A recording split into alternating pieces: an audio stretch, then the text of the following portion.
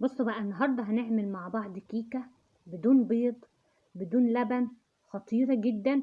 وهتشوفيها وهتعمليها مش هتصدقي ان الكيكة دي بدون بيض ولا حليب. كيكة خطيرة جدا، هشة واسفنجية وطعمها لذيذ وريحتها خطيرة جدا. كل اللي هيدوقها عندك وهيشوفها مش هيصدق ان الكيكة دي بدون بيض ولا حليب. فعلا خطيرة جدا. بس هنمشي على المقادير وعلى الخطوات مظبوطة هتطلع معاكي الكيكة بالطريقة دي. وفي الآخر هنضيف نص كوباية، هتخلي الكيكة معاكي جميلة جدا وهشة جدا. وهقول لك كمان على التسوية المظبوطة اللي تخلي لونها زي ما انت شايفاه بالشكل ده وهشة جدا وتبقى حلوة جدا معاكي. اول حاجة معايا زي ما شفتوا كده 3 كوبايات من الدقيق ممسوحين منخولين. انا نخلتهم مرتين، ودي تالت مرة انا بنخلها معاكم. يبقى نخلت 3 كوبايات من الدقيق ممسوحين، ممسوحة الكوباية بالشكل ده. ودي حطيت عليها نص كوباية من النشا. يبقى اول حاجة 3 كوبايات من الدقيق وضفت عليهم نص كوباية من النشا. وكله بنخله، لازم كل حاجة نخلها عشان ادخل فيها الهواء. وحطيت كده يعني ربع معلقة من الملح، نص معلقة من البيكربونات،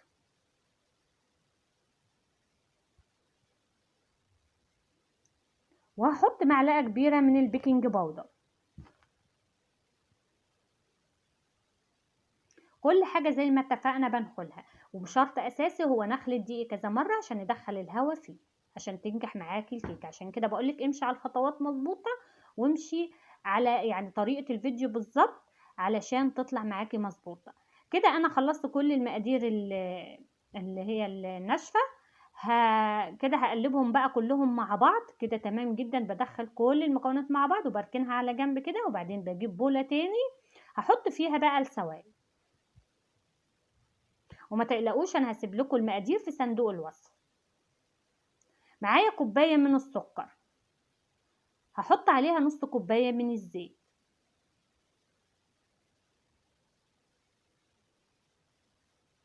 وهحط معلقة كبيرة من الخل،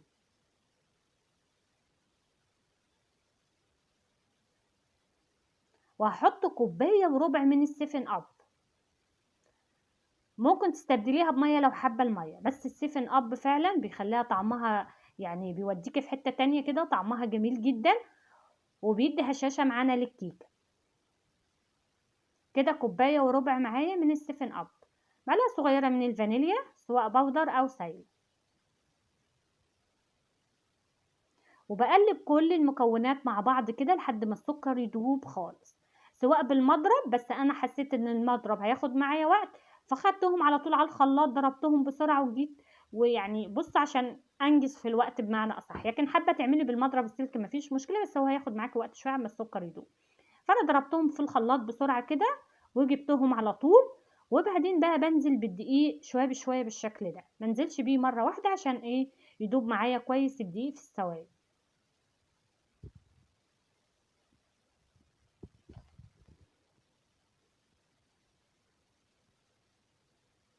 هقلب كده، بس طبعا انا بقلب في اتجاه واحد بالمضرب وبقلب بالراحه. بس انا مسرعه الفيديو عشان الفيديو ما يبقاش طويل عليكم وتزهقوا منه. فهو انت بتقلبي بالراحه لحد ما الدقيق كده يختفي معايا. طبعا قوام العجينه تقيله. النص كوبايه ده هو السر كمان في نص كوبايه الميه السخنه دي اللي انا بحطها في الاخر، بتدي طراوه للكيكه جميله جدا وهشاشه جميله جدا. هي الميه دي كانت ميه مغليه وانا ركنتها كده جنبي من اول ما ابتديت ان انا اشتغل فيها، فهي ميه سخنه. دي نص كوبايه ميه سخنه بضيفها في الاخر كده، وهتلاقي العجينه سايله معاكي شويه، فهي كده هتبقى تمام جدا. بنزل بالميه شويه بشويه لحد ما اخلصهم خالص وادوب بالشكل ده. ده قوام العجينه، هي تحسيها سايله أو سايله زياده شويه، لكن ما تقلقيش هي قوامها مظبوط جدا. وبحطها في صينيه مدهونه بالزيت ومتبطنه بالدقيق بالشكل ده، وبدخلها الفرن في الرف الاوسط. بتاخد حوالي من ساعه الا ربع ل50 دقيقه كده، او ساعه بالكتير، لان احنا بنسويها على نار هاديه في الرف اللي في الاوسط. وبعد ما بتطلع بسيبها تبرد وبعدين اطلعها من الصينيه بالشكل ده. ودلوقتي مثلا انت حابه تزينيها من فوق كده يعني حابه تخليها كده ماشي، تزينيها بمعلقه عسل نحل او عسل جلوكوز او عسل او مربى. تحطيها من على الوش بالشكل ده، وتبتدي ترشي عليها جوز هند عشان يمسك بس في الكيكة، ويبقى شكلها جميل جدا. وبرده طعم جوز الهند بيديلها طعم جميل جدا للكيكة. لو بتحبيه، مش بتحبيه فما فيش مشكلة، تستكفي بالكيكة كده وما تحطيش اي حاجة من على الوش فوق. شوفها هقطعها قدامكم اوريكم قد ايه هي اسفنجية وهشة جدا، وفعلا خطيرة جدا. ولو حباها تبقى اعلى من كده الكيكة كمان، ممكن تصغري حجم الصينية وتحطيها في حجم صغير.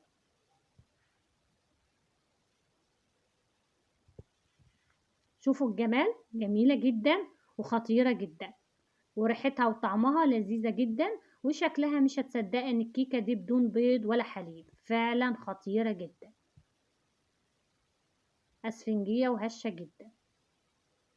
اتمنى بقى الفيديو يكون عجبكم، وما تنسوناش بلايك للفيديو وشير للفيديو، واللي لسه مشتركش معايا في القناة يشترك ويفعل الجرس على الكل عشان ينزل له كل فيديوهات الجديدة.